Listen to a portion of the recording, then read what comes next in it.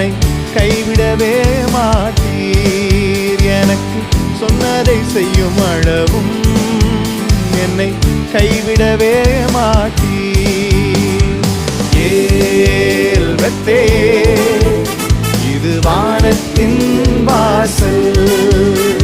என் ஏசையா ஆசீர்வாதத்தின் வாசல். ஏல் பெத்தேல், இது வானத்தின் வாசல். என் ஏசையா ஆசீர்வாதத்தின்